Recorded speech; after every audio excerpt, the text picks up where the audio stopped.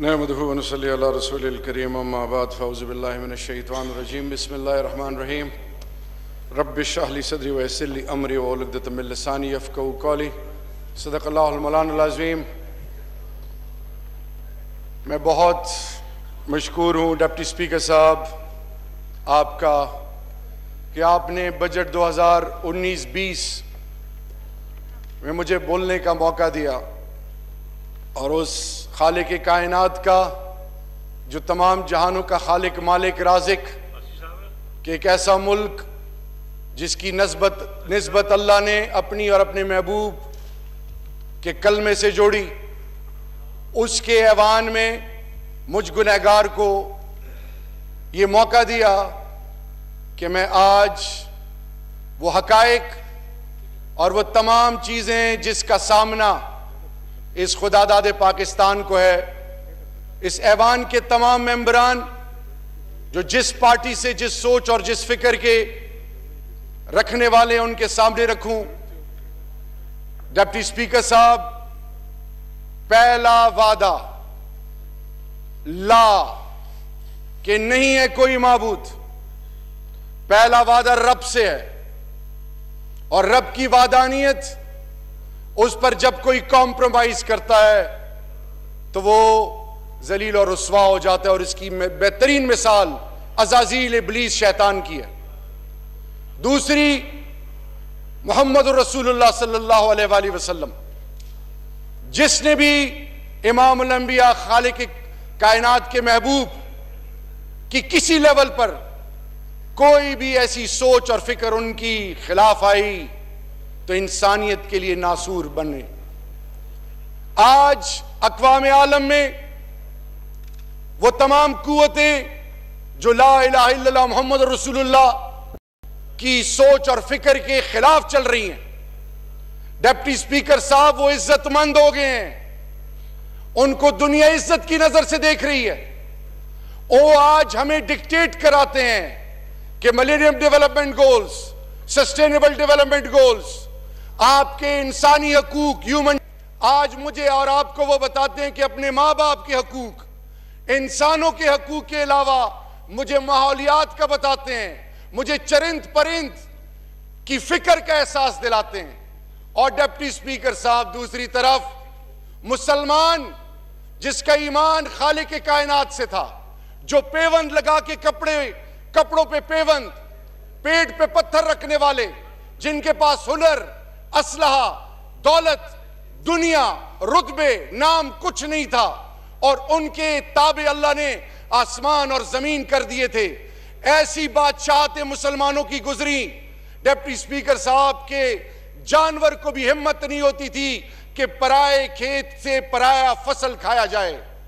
Deputy speaker صاحب، یہ وہ سوچ اور فکر ہے جو آج کی دنیا میں شاید مسلمان ممالک میں اور خاص کر اس ایوان میں جب سوچ دنیا سے جڑ جائے، جب مقصد 2+2=4 ہو، جب مقصد ہونے کا یقین رب کے بجائے اپنے پارٹی کے لیڈر سے ہو، یا پرائم منسٹر سے ہو، یا پارٹی کے چیئرمین سے ہو، یا ان ناموں سے ہو جن کے پاس دنیا، نام، دولت، عہدہ، رتبہ ہو، تو پھر اللہ کہتا ہے کہ میں فیئر آف اننون میں تمہیں مبتلا کروں گا۔ تمہیں دشمن نظر نہیں آئے گا، لیکن تمہارے دل اور دماغ پہ ڈر اور خوف طاری کر دوں گا۔ آج کیا وجہ ہے ڈپٹی اسپیکر صاحب کہ حرم شریف اور مسجد نبوی میں جو مسلمان کا قبلہ اور کعبہ ہے، اس کے اندر رینوویشن ہوتی ہے تو وہ رینوویشن کرنے کے لیے تمام ٹیکنالوجی غیر بنا رہے ہیں۔ آج کیا وجہ ہے کہ مسلمان صحت کے حوالے سے کوئی چیز استعمال کرتا ہے دوائی کی شکل میں، اس کا بنانے والا غیر ہے۔ آج کیا وجہ ہے کہ آج تعلیمی نظام، آج اکنامک سسٹم، آج سوشل سسٹم ان کا بنایا ہوا جو لا الہ الا اللہ کے خلاف ہیں۔ ڈپٹی اسپیکر صاحب، یہ تمام چیزیں چلتی رہیں۔ 71 سال اس ملک میں عمرہ کو انٹچیبلز بنایا گیا، اور تاریخ مسلم ہسٹری کو، انسانی تاریخ کو بلا دیا گیا. یہ کیا وجہ ہے کہ American president perjury lying under oath کے لیے معافی مانگتا ہے، اور اس ایوان میں بیٹھنے والے 99 ناموں پہ جو حلف لے کر آتے ہیں وہ اپنے چیئرمین، اپنے پرائم منسٹر، اپنی حکومت اور اپنے ان لوگوں کو جو خود محتاج ہیں ان کی تابعداری پہ لگے ہوئے ہیں.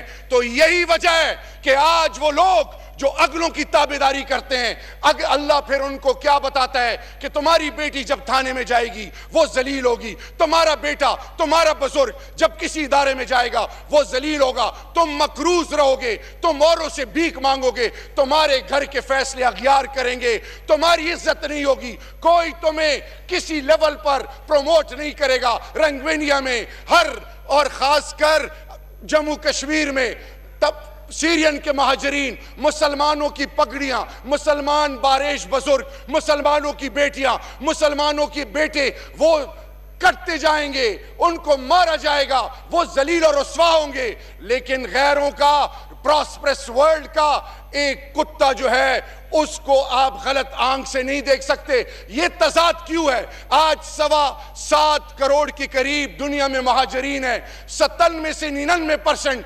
مسلمان کیوں ہیں؟ ابھی تو سورہ رحمان کی آیتیں بیان کی گئی. سورہ رحمان میں کیا کہا گیا کہ تم اللہ کی کون کون سی نعمتیں جھٹلاؤ گے؟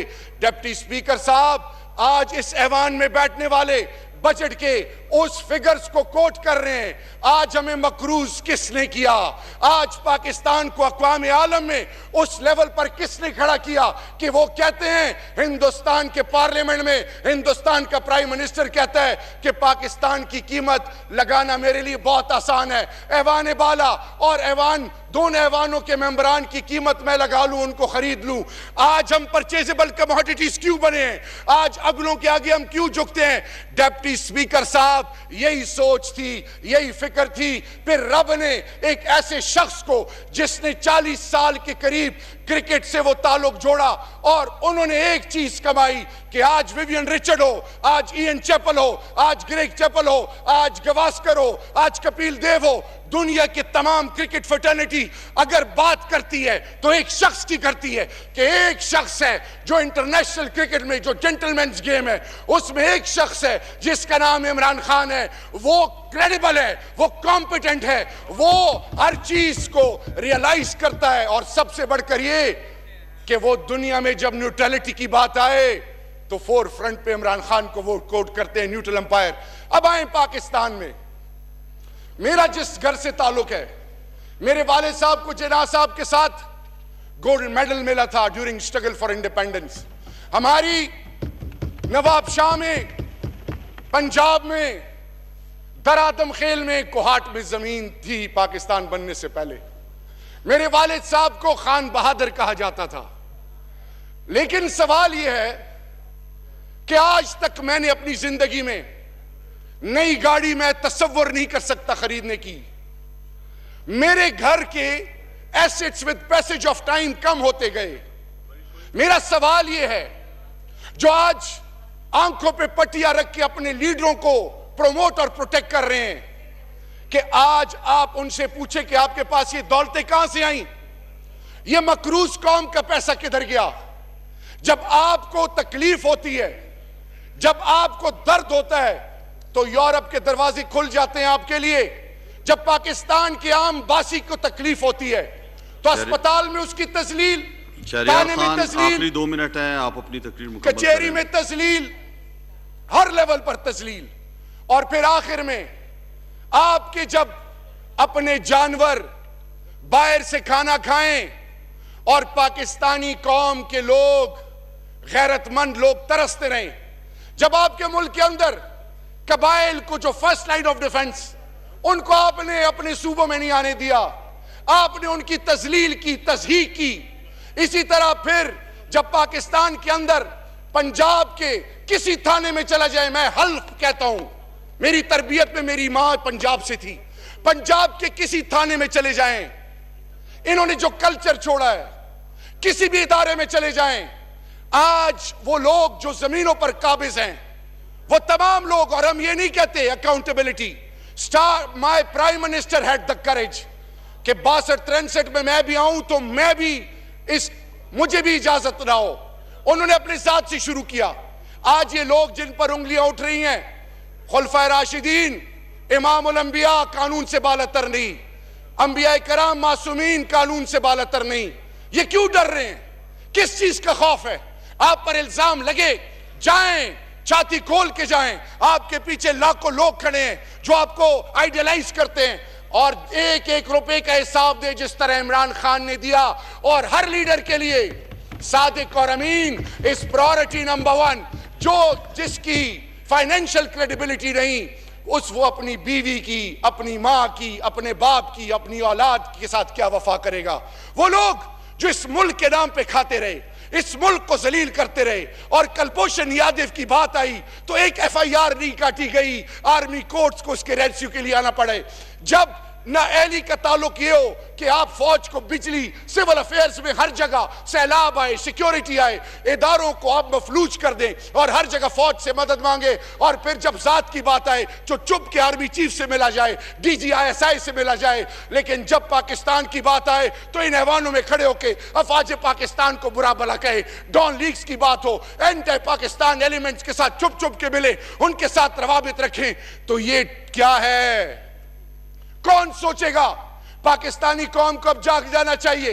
قانون سے بالاتر نہ عمران خان ہے پرائم منسٹر پاکستان، نہ کیبنٹ ممبرز ہیں، کوئی نہیں ہے. اب قانون سب کو ایک لیول پر تولے گی. اب اگر کسی کے ذہن میں یہ ہے کہ میں سندھی کارڈ استعمال کروں، بلوچی کارڈ استعمال کروں، پنجابی کارڈ استعمال کروں، پشتون کارڈ استعمال کروں، وہ دن گئے. کیونکہ جب ہونے کا یقین رب سے ہوتا ہے تو پھر وہ دنیا سے نہیں ڈرتا، وہ صرف رب سے ڈرتا ہے. اور جو رب سے ڈرتا ہے وہ پھر ان سے نہیں ڈرتا جو پیچھے سے وار کرتے اور چالیں کھیلتے ہیں.